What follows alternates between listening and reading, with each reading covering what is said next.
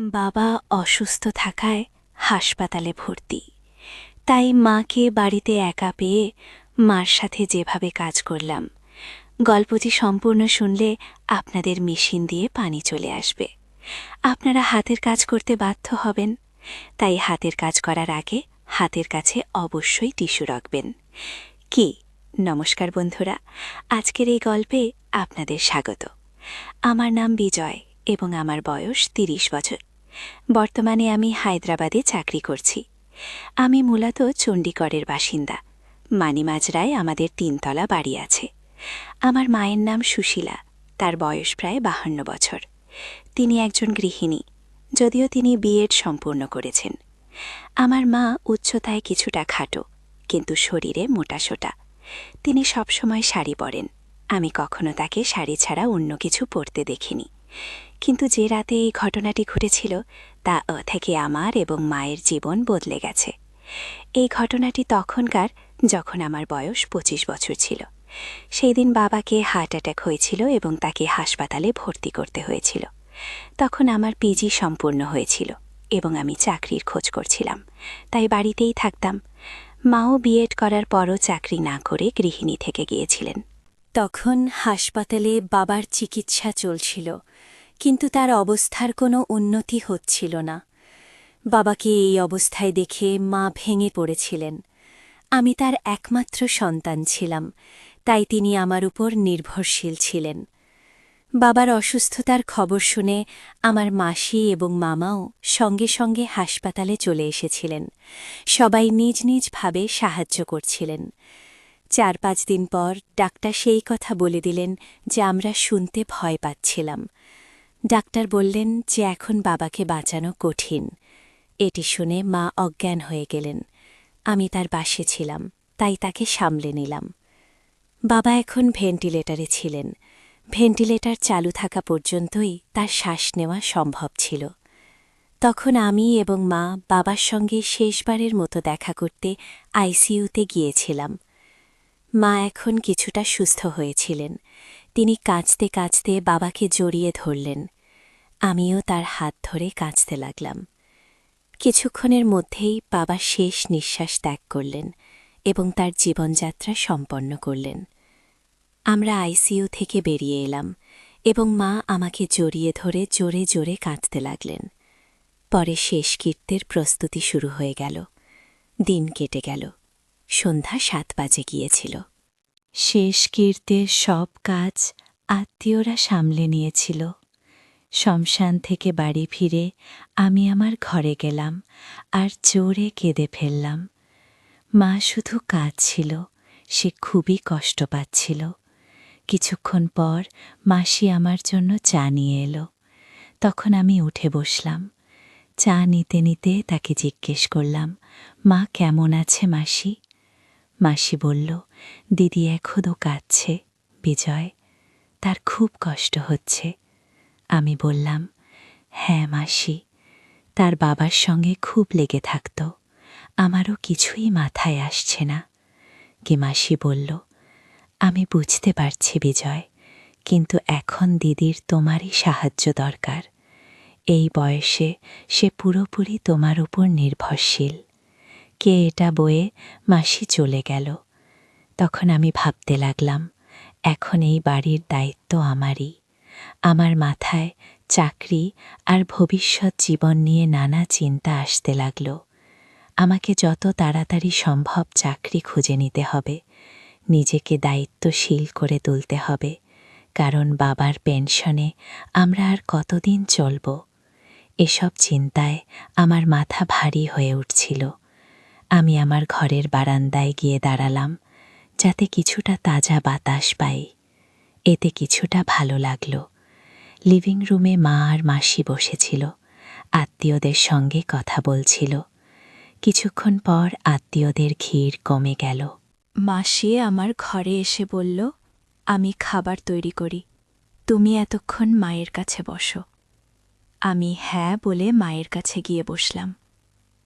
আমাকে দেখে মা আমার গলা জড়িয়ে আবার কেঁদে ফেলে। আমি তাকে জড়িয়ে ধরে শান্ত করার চেষ্টা করলাম। আমার মা ফর্সা রঙে ছিলেন, এত কান্নায় তার গাল লাল হয়ে গিয়েছিল, তার চোখও ক্লান্ত দেখাচ্ছিল। সে আমাকে জড়িয়ে ধরে কাঁদতে লাগল। আমি তাকে বললাম, মা, এখন আর কাঁদো না, যা হবার তা হয়ে গেছে। এখন আমি আছি না তোমার সঙ্গে, আমি সব সামলাভি। মা বলল, হ্যাঁ বেটা, তোমাকে দেখেই এখন দিন কাটাচ্ছি। তোমাকে দেখলেই তার কথা মনে পড়ে। কি? এত বলেই মা আরও জোরে কাঁদতে লাগল। এমন সময় মাসি বাইরে এলো আর মাকে বলল, দিদি, একটু খাবার খাও, দুটো লোকমা খেলে কিছুটা ভালো লাগবে। মাসি হ্যাঁ বলল। মাসি বলল, তুই রান্নাঘরে গিয়ে দেখ, আমি সাহায্য করি, তোমার খুব দুর্বলতা এসে গেছে। মাসি বলল, তুই রান্নাঘরে গিয়ে দেখ, আমি এসে সাহায্য করছি। এত বলে মাসি রান্নাঘরে চলে গেল। আমি মায়ের হাত ধরে সাপোর্ট দিয়ে তাদের রুমে নিয়ে গেলাম। তারপর মা বাথরুমে গিয়ে ফ্রেশ হয়ে এলো। এখন তার মুখ কিছুটা ঠিক মনে হচ্ছিল। সারাদিনের দৌড়াদৌড়িতে সে খুব ক্লান্ত হয়ে গিয়েছিল। আমি প্রথমবার মাকে এভাবে দেখলাম। নিজের অজান্তেই আমার কিছুটা অদ্ভুত লাগছিল। এমন সময় মা বলল, বিজয় বেটা, তুমি কি আমার একটু সাহায্য করবে? আমি শাড়ি বদলাতে চাই, খুব দুর্বল লাগছে। আমি বললাম, হ্যাঁ মা, আমি আছি না, বলো কি সাহায্য করব। মা বলল, প্রথমে দরজা বন্ধ করে দাও আর আলমারি থেকে সেই সাদা শাড়িটা বের করে দাও। তখন দরজার পাশে দাঁড়িয়ে আমি বললাম, ঠিক আছে মা, আমি দিচ্ছি, তুমি শুধু এখানে বসো। তারপর আমি দরজা বন্ধ করে হলুদ রঙের ছোট বাল্ব জ্বালালাম আর আলমারি থেকে সাদা শাড়ি খুঁজতে লাগলাম। শাড়ি পেয়ে মাকে দিতে পিছনে ফিরে তাকালাম, কিন্তু পিছনে ফিরে যা দেখলাম তাতে আমি হতবাক। মা আমার দিকে পিছ করে দাঁড়িয়েছিল। আমি কি বলবো বুঝতে পারলাম না।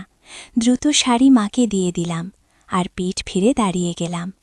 এদিকে আমার মাথায় নানা রকম চিন্তা ভিড় করতে লাগল। এমন সময় মা বলল, বিজয় বেটা, আরেকটা কাজ করবে? আলমারিতে হলুদ রঙের আমার শাড়ি আছে, সেটা দেবে? এ কথা শুনে আমি অবাক, কিন্তু নিজেকে সামলে নিয়ে বললাম, হ্যাঁ মা, আর হলুদ শাড়ি খুঁজতে লাগলাম। শেষে ভাঁজ করা হলুদ শাড়ি পেয়ে গেলাম। সেটা খুলে দেখতেই তার ডিজাইন দেখে আমি অবাক। এমন সময় মা জিজ্ঞেস করল, শাড়ি পেয়েছ কি বিজয় বেটা? আমি বললাম, হ্যাঁ পেয়েছি। তখন শাড়ি মাকে দিতে ফিরে দেখলাম মা এখনো পিঠ করে দাঁড়িয়ে। আমি হতবম্ব, কিন্তু নিজেকে শান্ত রেখে শাড়ি তাকে দিয়ে দিলাম। হলুদ বাল্বের আলোয় যা দেখলাম তা বিশ্বাস করার মতো কিছু নয়।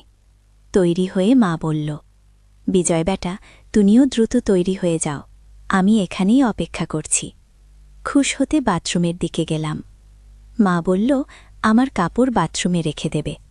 খুমি হ্যাঁ বলে দিলাম। তারপর সে একটা শাড়ি দিল আর নিচে রাখা কালো চাদরও তুলে দিল। আমি চুপচাপ বাথরুমে গিয়ে দরজা বন্ধ করলাম। ভেতরে গিয়ে গভীর শ্বাস নিলাম। বাইরে এসে দেখলাম মা এখনো বসে আছে। আমি তার হাত ধরে উঠালাম আর তাকে খাওয়াতে নিয়ে গেলাম। খাওয়ার সময় মা খুব শান্ত ছিল। বাড়িতে এখন শুধু আমি, মা, মামা আর মাসি রয়ে গিয়েছিল। বাকি আত্মীয়রা চলে গিয়েছিল।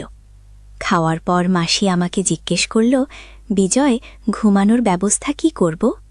আমি বললাম, মাসি, আজ আমি মায়ের পাশে শোব। সে আগে আসলে সে ইতিমধ্যেই সমস্যায় আছে। তুমি তো সকাল সকাল উঠতে হবে, তাই তুমি আমার রুমে ঘুমিয়ে পড়ো। মাসি বলল, আমরা লিভিং রুমে ঘুমো। মাসি বলল, ঠিক আছে, তাহলে তাই করা যাক। রাতে যদি কিছু দরকার হয় আমাকে জানিও। মাসি রান্নাঘরের কাজ সেরে আমার রুম ও লিভিং রুমে বিছানা করে চলে গেল। আমি বেডরুমে গিয়ে দেখলাম মা সেখানে নেই। আমি দরজা বন্ধ করে কাপড় বদলাতে শুরু করলাম। যেই আমি শার্ট জিন্স খুলে নাইট ড্রেস খুঁজতে লাগলাম, অমনি বেডরুমের লাইট জ্বলে উঠল। পেছনে ফিরে দেখলাম মা ভিতরে চলে এসেছেন। তিনি চুপচাপ লাইট জ্বালিয়েছিলেন। আমি মেজাজ হালকা করতে জিজ্ঞেস করলাম, মা, আমি নিচে ঘুমো, তুমি আরামে ঘুমিয়ে পড়ো। মা বললেন, বিজয়, আমার মনে হচ্ছে না আজ ঘুম আসবে, তুমি এখানেই আমার পাশে ঘুমাও। তারপর আমি ফ্যান চালিয়ে দেখলাম বেডরুমে শুধু একটি কম্বল আছে। আমি বললাম, মা, আমি আমার রুম থেকে কম্বল নিয়ে আসি। মা বললেন, বিজয়, মাসি ঘুমিয়ে পড়েছে, আজকের জন্য এই কম্বলই ঠিক আছে। তারপর আমি এসি চালু করে দিলাম, বেডরুমের দরজা একটু বন্ধ করলাম আর রুমের সব লাইট বন্ধ করে শুধু ডিম হলুদ আলোর বাল্ব জ্বালিয়ে বিছানায় চলে এলাম। তারপর মা মশারি টাঙিয়ে কম্বল গায়ে দিলেন এবং আমার দিকে পিঠ করে ঘুমিয়ে পড়লেন। আমিও কম্বলে ঢুকে ছাদের দিকে তাকিয়ে শুয়ে রইলাম। এখন এসির কারণে রুমে ঠান্ডা অনুভূত হচ্ছিল। কিছুক্ষণ পর আমি মায়ের কান্নার আওয়াজ শুনতে পেলাম। মাকে এই অবস্থায় দেখে আমার অদ্ভুত লাগছিল। আমি মায়ের কাছে সরে গিয়ে তার কাঁধে হাত রেখে বললাম, মা, শান্ত হও, আমি জানি এটা তোমার জন্য খুব কঠিন, কিন্তু বাবা সব সময় আমাদের সঙ্গে থাকবেন, আর আমি তো আছি তোমার দেখাশোনার করার জন্য। মা কাঁদতে কাঁদতে বললেন, বিজয়, বাবা অনেক কিছু দিয়েছেন, আজকার ছাড়া বেঁচে থাকা খুব কঠিন হয়ে পড়েছে আমার জন্য। আমি মায়ের আরও কাছে সরে গিয়ে তার কাঁধে মাথা রাখলাম। মা কিছুক্ষণের জন্য কান্না বন্ধ করে বললেন, বিজয় বেটা, যখন তুমি আমার সঙ্গে থাকো তখন মনে হয় যেন তোমার বাবাই আমার সঙ্গে আছেন, তুমি একদম তোমার বাবার মতোই। এ কথা বলে মা কিছুটা শান্ত হলেন। আমিও আবার স্যারের দিকে তাকালাম। এখনও আমার মাথায় একের পর এক চিন্তা বেরিয়ে আসছিল। এমন সময় হঠাৎ আমার কিছু মনে পড়ল এবং অনিচ্ছা সত্ত্বেও খারাপ চিন্তা মাথায় আসতে লাগল। এসব আমার মাথায় ঘুরপাক খাচ্ছিল। এমন সময় মা জিজ্ঞেস করলেন, বিজয় বেটা, তোমার ঘুম আসছে? আমি বললাম, না মা, কেন, কি হয়েছে? মা বললেন, কিছু না রে, আমার ঘুম আসছে না, একটু ভয়ও লাগছে এবং একটু ঠান্ডাও লাগছে। একটা কাজ করবে আমার জন্য? আমি বললাম, ঘাবড়াবে না মা, আমি আছি, বল কি চাই? মা বললেন, একটু আমার কাছে সরে এসে ঘুমাবে? আমি বললাম, হ্যাঁ, চলো, এবং মায়ের কাছে সরে গেলাম। মা আমার হাত ধরে তার উপর টেনে নিলেন। কিছুক্ষণ পর আমি মাকে বললাম, মা, তোমার মনে আছে যখন আমি ছোট ছিলাম তখন তাক সরিয়ে ঘুমানোর অভ্যাস ছিল? তুমি কতবার আমার এই অভ্যাস ছাড়ানোর চেষ্টা করেছ, কিন্তু আমি মানিনি। মা হেসে বললেন, তুমি আমার কথা কখনো কখনো শুনতে না, কিন্তু বাবা বললে মানতে। আর কয়েকদিন পর আবার সেই অভ্যাস। আমিও আবার আমার ছোটবেলার কথা বলে তাকে খুশি করার চেষ্টা করলাম, যাতে তার দুঃখ কিছুটা লাঘু হয়। আমরা দুজন কথা বলছিলাম। এমন সময় হঠাৎ মা বললেন, বিজয় বেটা, তোমার পা ছড়িয়ে ঘুমানোর অভ্যেস ছেড়ে গেছে নাকি এখনও আছে? আমি বললাম, পুরোপুরি ছেড়ে যায়নি, এখনও একটু এত আছে। মা বললেন, আমি জানতাম, কিছু না, আমার কাছে তুমি এখনও আমার বাচ্চা, যদি ভালো লাগে তুমি সেভাবেই ঘুমাতে পারো। এ কথা বলে মা আমার মাথায় হাত বোলাল। এ কথা শুনে আমি মনে মনে খুশি। এমনি বলতেন, এ কথা শুনে আমারও জোশ চলে এলো। এখন আর বেশি দেরি করা আমার পক্ষেও কঠিন হচ্ছিল। আমি মাকে বললাম, মা, এখন আরও কঠিন হয়ে যাচ্ছে। মা বললেন, হ্যারি, আমি জানি, আমিও কতক্ষণ থেকে অপেক্ষা করছি। চলো, এখন বেশি সময় নষ্ট করো না। এমন সময় মা ধীরে ধীরে আমার কানে বললেন, মা, দেখো, তুমি তোমার বাবার মতোই। আমি হেসে বললাম, সত্যি? আমি মাকে বললাম, মা, সত্যি কি? তাও আমি জানতাম না, তুমি এতে খুশি হবে।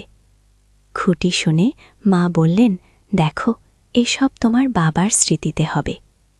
আমি সবসময় তোমার বাবাকে তোমার মধ্যে দেখেছি, কিন্তু আমারও ধারণা ছিল না যে আজ এমন কঠিন সময় আমরা কথা বলবো।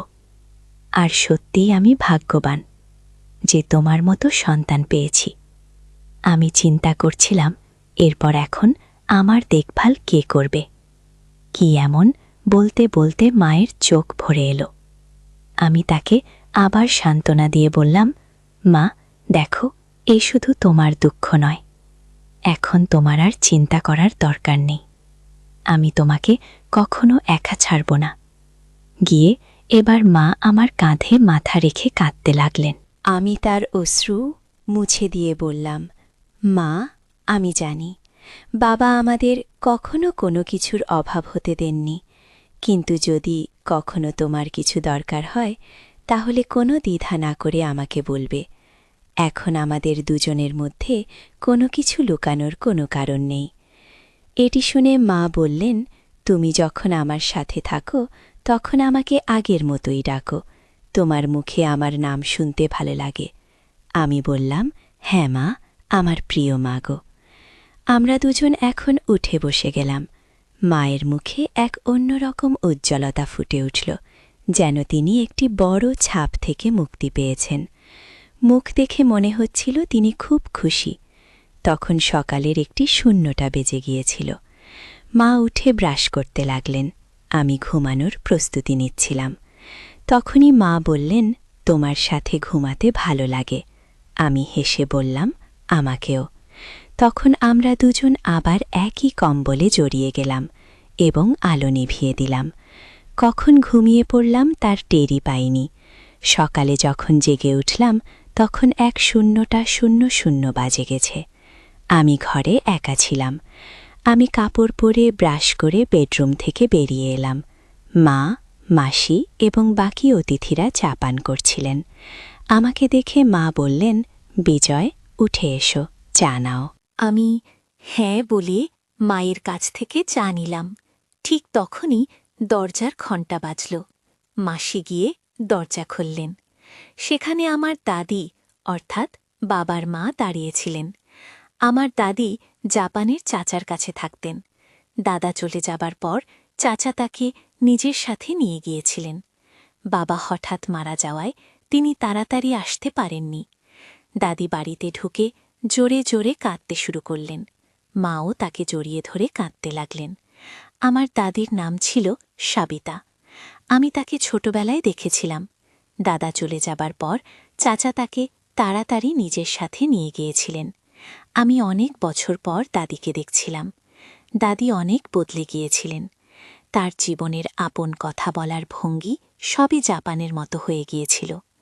আমাকে দেখে দাদি স্নেহে আমার মুখে হাত বোলালেন এবং আমাকে জড়িয়ে ধরে কাঁদতে লাগলেন।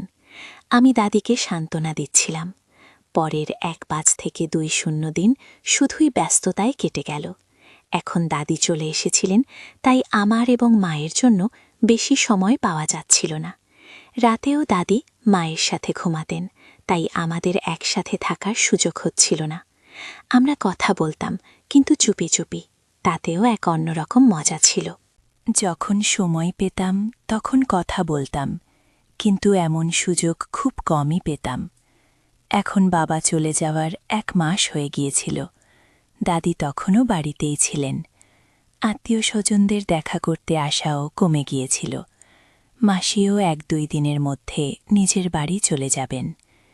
বাড়ির সব কাজ ধীরে ধীরে স্বাভাবিক হয়ে আসছিল।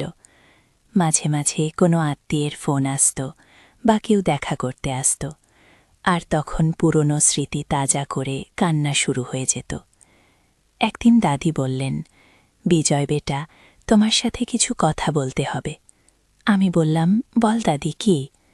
দাদি বললেন, আজ তোমার বাবা চলে যাওয়ার ১ মাস হয়ে গেল। তোমার মা এখনও সেই শোক থেকে বেরোতে পারেননি। তাই আমি বলছি তুমি মাকে মামার বাড়ির শিবপুরে নিয়ে যাও।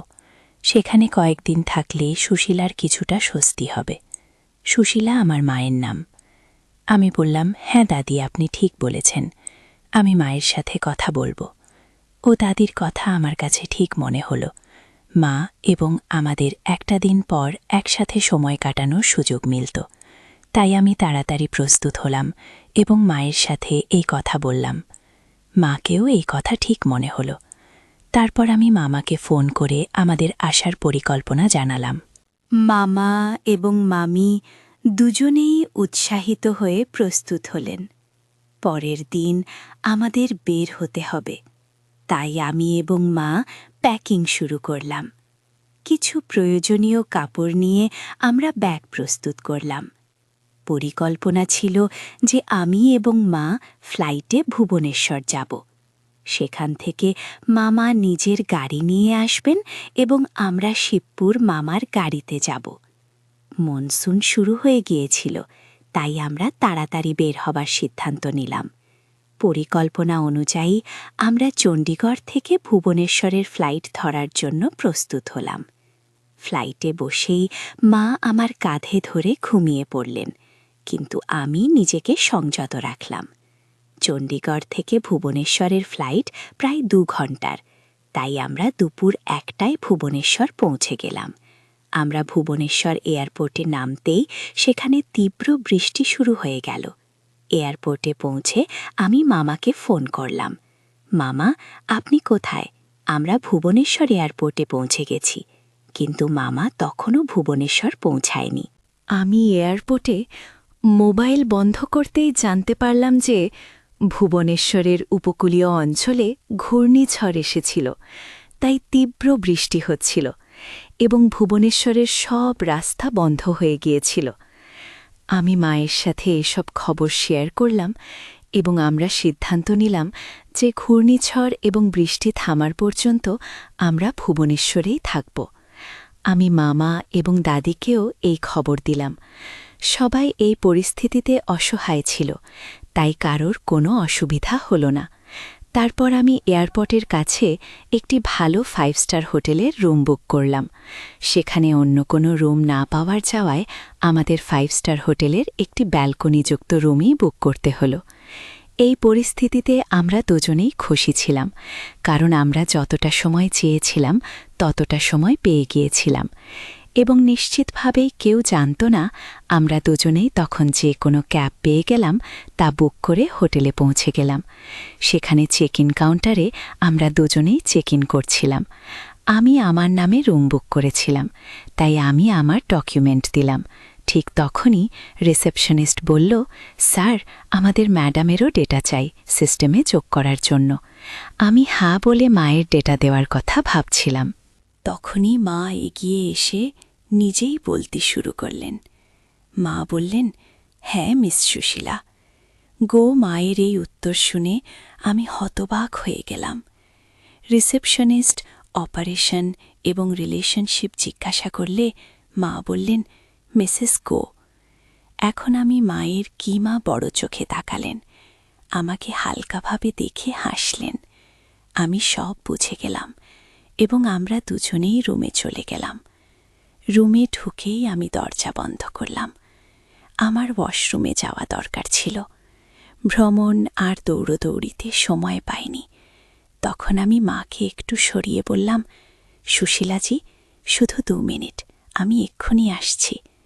আমি তাকে একটু সরিয়ে দিলাম, কিন্তু সে সরে যাচ্ছিল না। তখন আমি নিজেই একটু সরে গেলাম। মা তখন বললেন, বিজয় বেটা, থামার দরকার নেই। আমি বললাম, 2 মিনিট, আমি ওয়াশরুমে যাচ্ছি। কেউ এ কথা শুনে এটার চোখ জ্বলে উঠল। সে সঙ্গে সঙ্গে বলল, আমাকে গোসল করতে হবে। তখন আমি আশ্চর্য আর খুশিতে দিতে বললাম, আচ্ছা গোসল করবে? মা হেসে বললেন, হ্যাঁ, আমাকে এসব কিভাবে জানবে?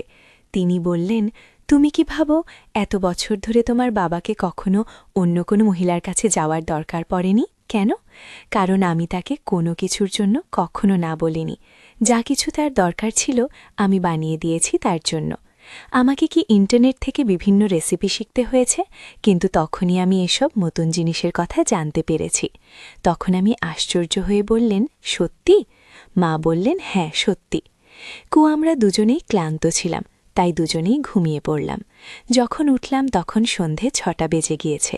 ক্ষুধা পেয়েছিল, তাই আমরা প্রস্তুত হয়ে হোটেলে পেট ভরে খাবার খেতে গেলাম। হোটেলে ভালো খাবার খাওয়ার পর আমরা দুজনেই রুমে ফিরে এলাম। রুমে একটা শান্তিপূর্ণ পরিবেশ ছিল। মা বললেন, বিজয়, আজকে সন্ধে খুব বিশেষ কেউ। তখন তার চোখে একটা জলসা ভাব ছিল, যা আমি আগে কখনো দেখিনি। আমি হেসে বললাম, হ্যাঁ মা, আজকের সন্ধে সত্যিই বিশেষ। তারপর আমরা দুজনেই টিভি অন করলাম এবং কিছুক্ষণের জন্য একটি রোম্যান্টিক মুভি দেখতে লাগলাম। মুভির সময় মা আমার হাত ধরে ফেললেন এবং ধীরে ধীরে আমার কাছাকাছি চলে এলেন। তখন তার মুখে একটা মিষ্টি হাসি ছিল। তিনি বললেন, বিজয়, তোমার সাথে কাটানো প্রতিটি মুহূর্ত আমার জন্য বিশেষ। আমি তার চুলে হাত বুলিয়ে বললাম, মা, তুমি আমার জীবনের সবচেয়ে সুন্দর অংশ। তারপর আমাদের মধ্যে একটা গভীর রোম্যান্টিক আলোচনা শুরু হলো। আমি তার কাছাকাছি গেলাম, সেও আমার কাছাকাছি এলো। তারপর আমি তাকে জড়িয়ে ধরলাম। সেই মুহূর্তটা মনে হচ্ছিল যেন সময় থেমে গেছে। তার হৃৎস্পন্দন আমার হৃৎস্পন্দনের সাথে মিলে যাচ্ছিল। আমরা একে অপরকে কাছ থেকে অনুভব করলাম এবং আমাদের শ্বাস এক হয়ে গেল। মা ধীরে ধীরে বললেন, বিজয়, আমি তোমাকে খুব ভালোবাসি। আমি আমার ঠোঁটে হালকা হাসি নিয়ে বললাম, মা, তুমি তো আমার জীবন। তারপর আমরা একে অপরকে চোখে তাকালাম এবং ধীরে ধীরে আমাদের ঠোঁটগুলো কাছাকাছি আনলাম। সেই মুহূর্তটা খুবই জাদুকরী ছিল। ঠিক তখনই আমাদের ঠোঁট একে অপরের সাথে মিলে গেল এবং আমরা একটা গভীর আর রোম্যান্টিক অভিজ্ঞতা ভাগ করলাম। এই অভিজ্ঞতা আমাদের ভালোবাসার বিশ্বাসের প্রতীক ছিল। তারপর আমরা দুজনেই একে অপরের বাহুতে রাত কাটালাম, একে অপরের উষ্ণতার ভালোবাসা অনুভব করলাম। সেই রাতে আমরা বুঝতে পারলাম সত্যিকারের ভালোবাসা কি সেই সব পরিস্থিতিতে পাশে থাকে আর প্রতিটি দিনকে বিশেষ করে তোলে। সেই দিন থেকে আমাদের জীবন আরও রঙিন হয়ে গেল এবং আমরা দুজনেই প্রতিটি মুহূর্তকে একে অপরের সাথে বাঁচার সিদ্ধান্ত নিলাম। তো বন্ধুরা, এটা ছিল আমাদের আজকের ছোট্ট গল্প। আপনাদের এই গল্প কেমন লাগলো কমেন্ট করে অবশ্যই জানাবেন। যদি গল্পটা ভালো লেগে থাকে তাহলে লাইক করুন এবং আপনার বন্ধুদের সাথে শেয়ার করুন। এ ধরনের আরও রোমাঞ্চকর গল্পের জন্য আমাদের চ্যানেল সাবস্ক্রাইব করুন এবং বেল আইকন টিপতে ভুলবেন না, যাতে আপনি আমাদের কোনো গল্প মিস না করেন। ধন্যবাদ।